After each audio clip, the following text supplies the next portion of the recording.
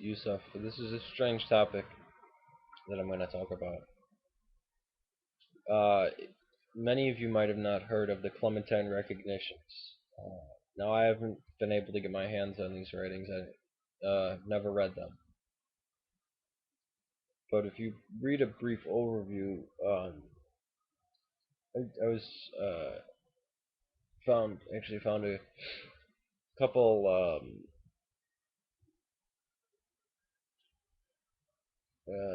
not summaries, but overviews or commentary, I should say, on them done by different scholars, and it's very strange. For the longest time, well, for basically the history of Christianity up until about the 1800s, the Clementine recognitions were considered to be 4th or 5th century writings,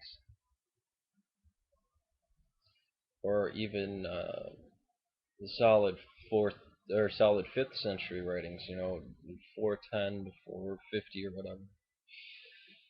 Until about the German school of theology, the ones that came up, Wellhausen came out of this school. A lot of the secular, what secular biblical scholars would use as German school of thought, started looking back into it and said, no, this is early 2nd century, which is very early.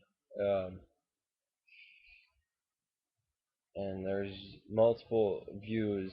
I'm not going to really go into it, but saying that it's either late 2nd century, early 2nd century, and arguing back and forth. And it's very strange that you'd see that critical scholars, secular scholars, would now the German schools of theology weren't secular as today we would consider secular. But even modern day scholars are saying that no, they're a lot earlier than everybody thought, and there are reasons for that. They say that they are quoted by the church fathers, which is very odd. You would think that if it's quoted, I mean, these people are trying to say it's the same, basically at the same time that the recognitions were written down, the church fathers were writing, which is odd because why would they quote something that's not that well known? That would almost you'd almost have to assume it was at an earlier date than that. But it made me think. When I was growing up, I always thought that there were pieces of the truth in the Gospels. That the Gospel of Mark was probably an amalgamation of people that knew, or people who knew the apostles writing this stuff down. Because it just looks primitive. It looks so early. And that maybe it was written about 110 AD. And I always had believed that the Matthew and Luke were definitely late 2nd century writings, and that John was a writing in progress. It was probably the second earliest written, but it got completed just after Nicaea, and that Matthew and Luke were probably finished around Nicaea 325. If you guys, well, everybody knows the count. You know what? I shouldn't say everybody knows the Council of Nicaea. I assume too much of people's knowledge. But if you look at all the scholars, all place uh, at least Matthew, Mark, and Luke well inside the 1st century, and most place John inside the 1st century. Some may say some of the writings of John are into the 2nd century. Now, Mark, the Gospel of Mark is ridiculously early because if you read it, Jesus really isn't teaching.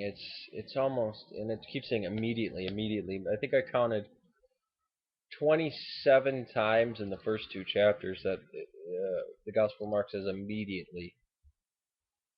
And there's just strange things in there. The man says, and I see men walking around like trees when Jesus heals. And it's kind of you read stuff like that, at least I do, and I said, that's something strange that has to be very early. And even when you read it, it doesn't.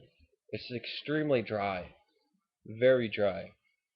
And there's also the first time I read Mark, and he felt compassion, and it angered him, and somebody who saw these events happening.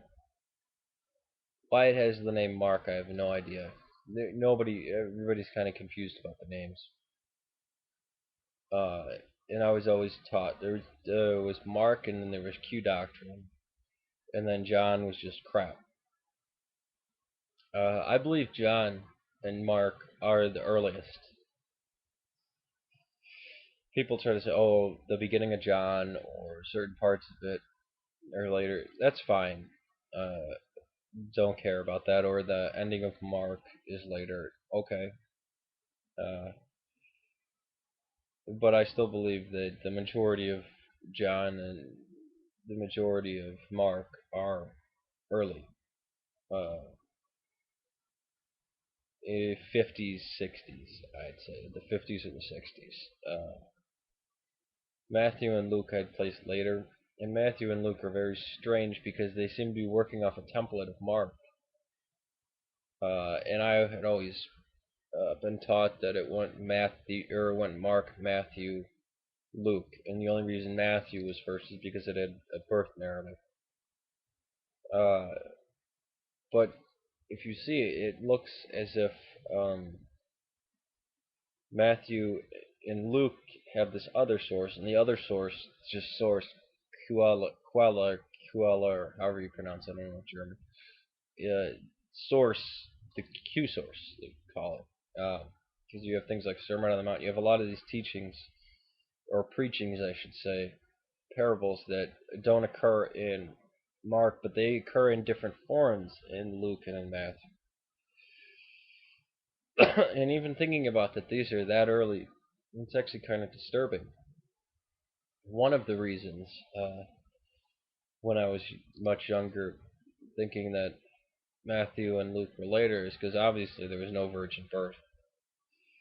So this had to be, you see the beginnings of this exalting the Virgin Mary, where in Mark you have Jesus saying, like, you have Mary thinking he's crazy. Why does he think he's the Messiah? Which, of course, why would she be saying this kind of stuff if Jesus was born with a miraculous birth and an angel talked to Mary? And in Mark, we don't see angels. But in Luke and in Matthew, angels play a big part. I don't think there's no ascension story definitely in Mark, and some claim that in Mark there is no resurrection. It just ends with the woman running away scared from the tomb. So what does this have to do with the Clementine recognitions?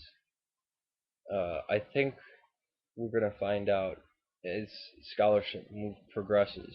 There's going to be breakthroughs, and we're going to wind up finding a lot more documents, or be able to look at the documents now in a different way. Documents we have now in a different way in the future. I think some things are going to wind up being a lot older than anybody ever suspected. And there might be some things that are much later than anybody suspected. Now, there's probably not any document out there like, some Da Vinci Code document of, oh, it's just shit. But I think we're going to wind up finding things that just blow certain ideas out of the water. Now, if you were to ask me a few years ago, and I don't know if I should even be saying this, I would say Peter was not written. Neither letters of Peter were written by Peter. Nothing of John was written by John, and that Paul is the only person we can ascribe any writing to, and none of his pastoral letters should be attributed to him. The Didache seems very early. It seems like it's earlier, just in my view, than a lot of the Catholic epistles. James, I don't think was written by James. Again, this is not the current view that I hold, but the current view, if I told you, would probably make your toes curl. Um, but I think there's going to be certain things where we're going to find out they're much earlier than than anybody's ever imagined, even the biblical, even the really hardcore Bible believers. And I think there's going to be some things where they're so late, or they were written for such reasons that to show they weren't in there. They should maybe that they're not important, or they don't have the weight that many of the fundamentalists rely on. What does this mean for orthodoxy? Well, absolutely nothing. What does it mean for the other branches of Christianity? Catastrophic. See, scholarship doesn't affect orthodoxy. What people? Oh, well, then you're just like the Hindus or the Buddhists, where it doesn't matter. No, no, no. Because the authority, even if you're the Bible, authority rests in the church. Teaching rests in the church. The life rests in the church.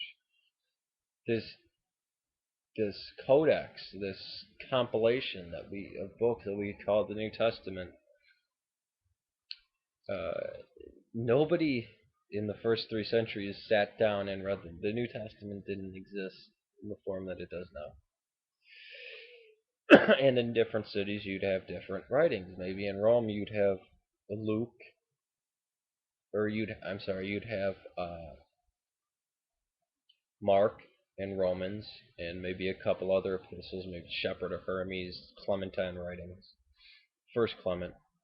In Greece, you probably have Luke, a few Pauline letters, and that's it. In other places like Alexandria, you might have, or Antioch, you'd have the writings of Ignatius, you'd have Pauline letters, you'd have uh, maybe Luke and John or Mark.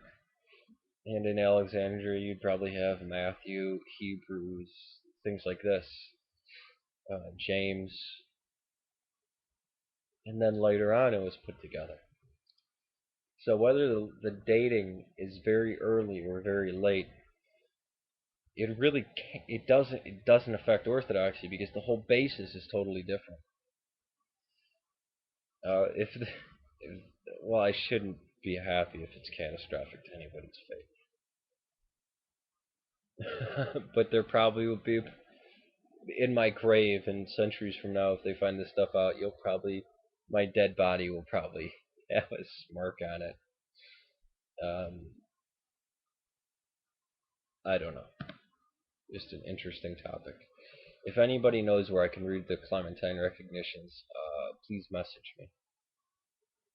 German school of theology, the ones that came up, Wellhausen came out of this school. A lot of the secular, what secular biblical scholars would use as German school of thought, started looking back into it and said, no, were considered to be 4th or 5th century writings,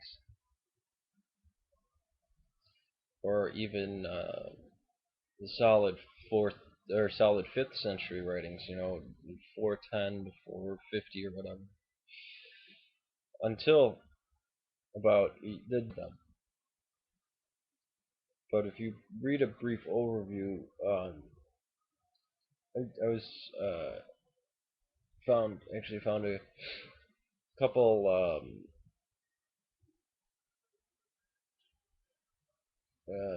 not summaries, but Yusuf, this is a strange topic that I'm going to talk about. Many of you might have not heard of the Clementine recognitions. Now, I haven't been able to get my hands on these writings. I've never read overviews or commentary, I should say, on them done by different scholars, and it's very strange. For the longest time, well, for basically the history of Christianity up until about the 1800s, the Clementine recognitions